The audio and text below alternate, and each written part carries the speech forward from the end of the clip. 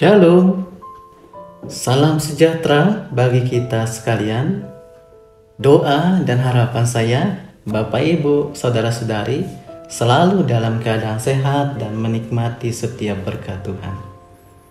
Berjumpa kembali dalam renungan BSJD hari ini. Firman Tuhan hari ini di dalam Yeremia pasal 30 ayat 12-24. Namun kami hanya akan membaca pada ayat tertentu, ayat 12-15 dan 17. Selebihnya silahkan Bapak Ibu dapat membacanya di tempat masing-masing. Sebelumnya mari kita berdoa. Ya Tuhan, terima kasih untuk kesempatan hari ini. Saat ini kami memohon urapan Roh Kudus-Mu memberikan hikmat dan pengertian kepada kami, sehingga kami dapat mengerti firman-Mu ini dan semakin bertumbuh dalam mengenal Engkau. Dalam nama Tuhan Yesus kami serukan doa ini. Amin.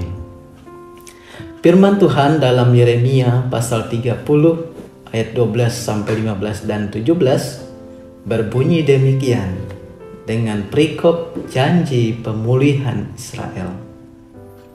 Sungguh beginilah firman Tuhan, penyakitmu sangat payah, lukamu tidak tersembuhkan, tidak ada yang membela hakmu, tidak ada obat untuk bisul, kesembuhan tidak ada bagimu, semua kekasihmu melupakan engkau. Mereka tidak menanyakan engkau lagi. Sungguh, aku telah memukul engkau dengan pukulan musuh, dengan hajaran yang bengis, karena kesalahanmu banyak, dosamu berjumlah besar. Mengapakah engkau berteriak karena penyakitmu? Karena kepedihanmu sangat payah, karena kesalahanmu banyak, dosamu berjumlah besar, maka aku telah melakukan semuanya ini kepadamu. Sebab aku akan mendatangkan kesembuhan bagimu. Aku akan mengobati luka-lukamu. Demikianlah firman Tuhan. Sebab mereka telah menyebutkan engkau orang buangan, yakni sisa yang tiada seorang pun menanyakannya.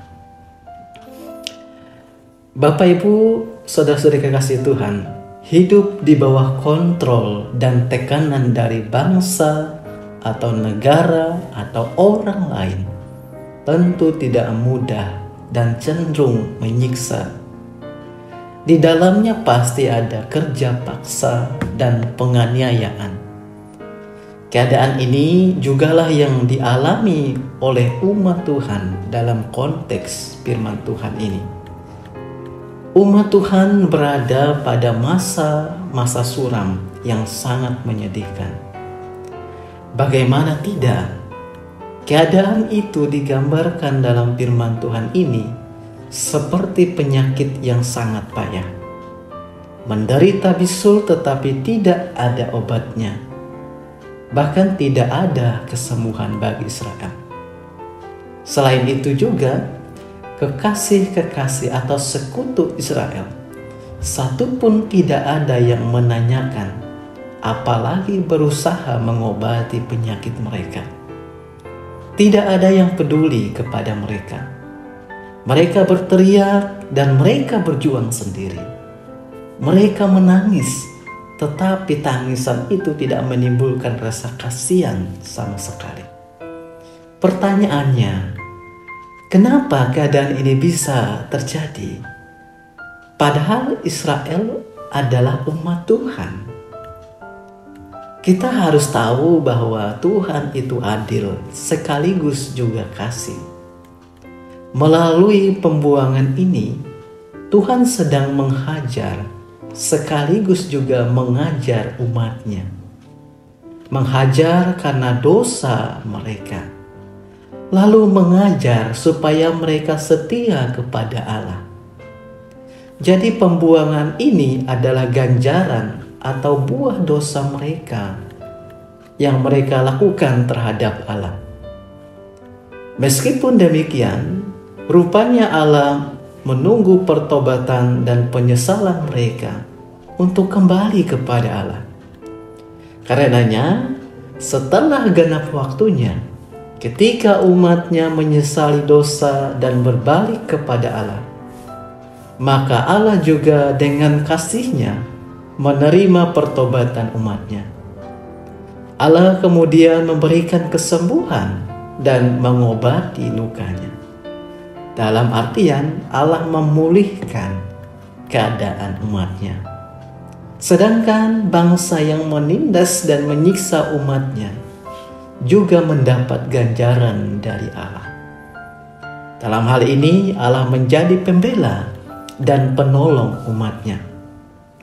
Bapak, Ibu, Saudara-saudari sekalian, gambaran yang terjadi dengan bangsa Israel atau umat Tuhan kala itu menjadi renungan baik juga bagi kita saat ini.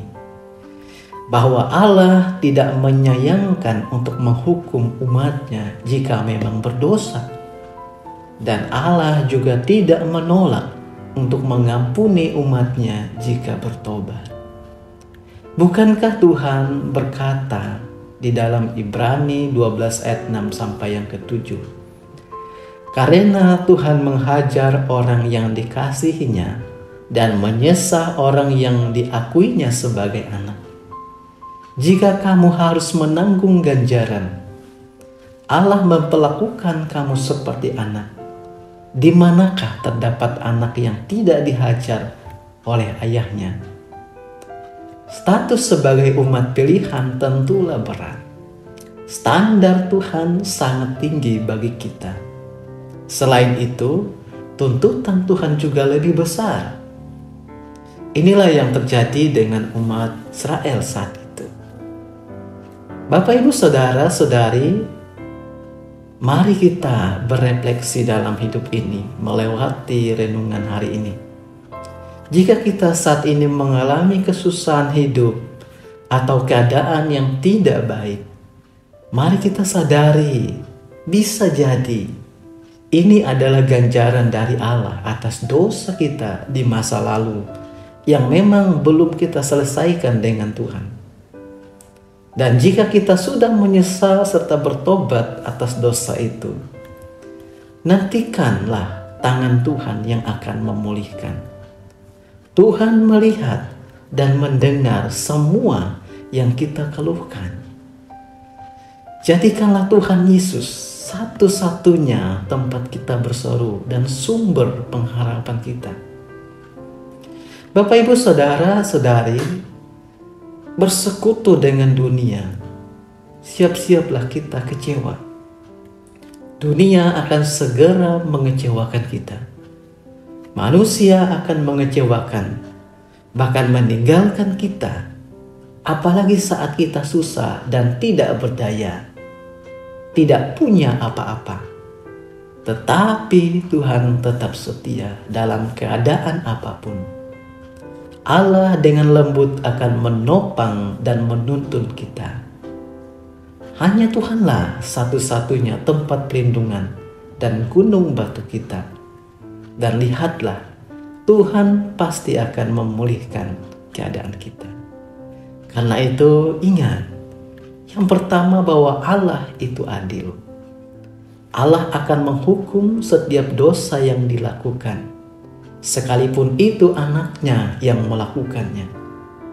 Tuhan sesekali tidak akan menyayangkan untuk menghukum anak-anaknya. Yang kedua, Allah itu kasih. Ia juga tidak akan menolak untuk mengampuni dan memulihkan keadaan umatnya atau kita yang mau bertobat dan hidup setia kepadanya. Ingatlah bahwa Allah itu adil dan Allah juga mengasihi kita yang berdosa. Bukankah itu yang telah ditunjukkan Allah di dalam Yesus Kristus bagi kita? Biarlah firman Tuhan ini menolong kita semakin mengenal Kristus dan bertumbuh dalam iman kepadanya, serta mengandalkannya dari hari ke hari. Mari kita berdoa.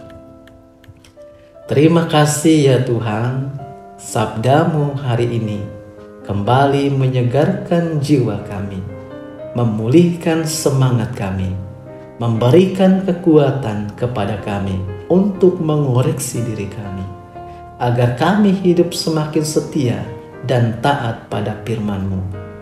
Biarlah semakin hari kami pun semakin mengandalkan Engkau satu-satunya sebagai Tuhan dan penolong kami. Kami berserah di dalam nama-Mu yang kudus, di dalam nama Tuhan Yesus. Kami berdoa dan bersyukur atas firman-Mu. Amin.